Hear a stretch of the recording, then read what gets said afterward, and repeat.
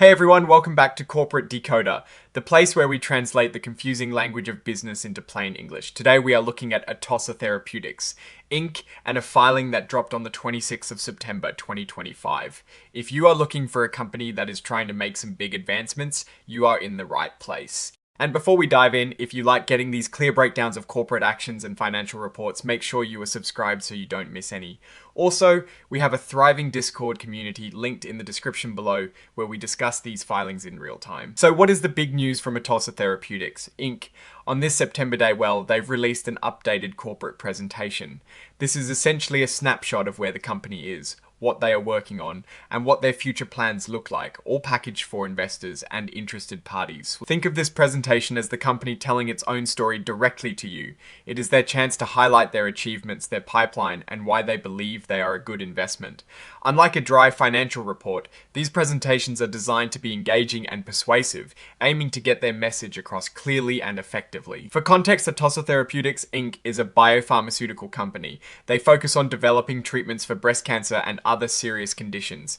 Their main stock trades under the ticker Atoss on the Nasdaq Capital Market. They are incorporated in Delaware and have been around for a bit, with an IRS employer identification number of 26 to 4,753,208. The main point of this filing is to inform the public about this updated corporate presentation. It is a way for the company to make sure that important information is accessible to everyone at the same time, which is what Regulation FD or Regulation Fair Disclosure is all about. They are not claiming this information is filed in a way that makes them liable under certain securities laws, but rather making it available. This is a Form 8K filing which is used by public companies to announce major events that shareholders should know about. In this case, the major event is the release of this new corporate presentation.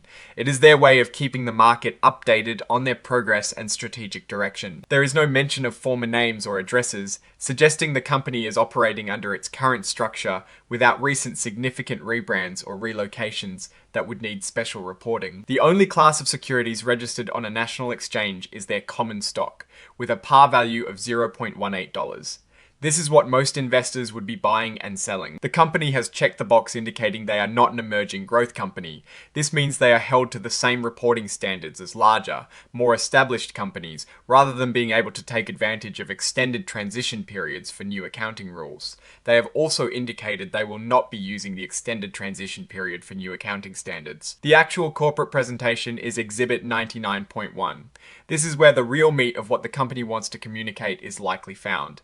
It is dated the 26th of September 2025. There is also Exhibit 104, which is the cover page interactive data file, a standard electronic filing requirement. So, what can we glean from this SEC filing without seeing the actual presentation itself? Well, the fact that they released an updated corporate presentation on this date signals that there are likely new developments or updated messaging they want to share. This could be anything from progress on their drug development pipeline, advancements in clinical trials, new strategic partnerships, or even updated financial projections. Companies use these presentations to control the narrative and highlight their strengths. Given Atossa's focus on oncology, particularly breast cancer, it is highly probable that the presentation touches upon their lead candidates, perhaps discussing trial results, regulatory pathways, or market opportunities.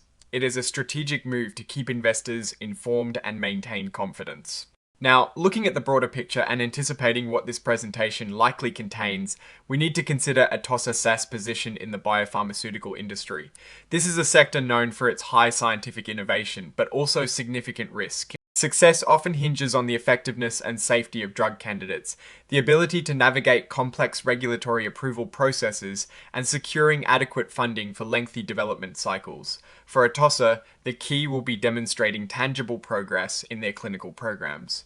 Are they moving closer to regulatory submissions? Are there positive data readouts from their trials? This is what investors will be scrutinizing. Risks for a company like Atossa are manifold. Firstly, drug development is inherently uncertain. Many promising treatments fail in late-stage trials. Secondly, competition is fierce, with many companies vying for market share in similar therapeutic areas.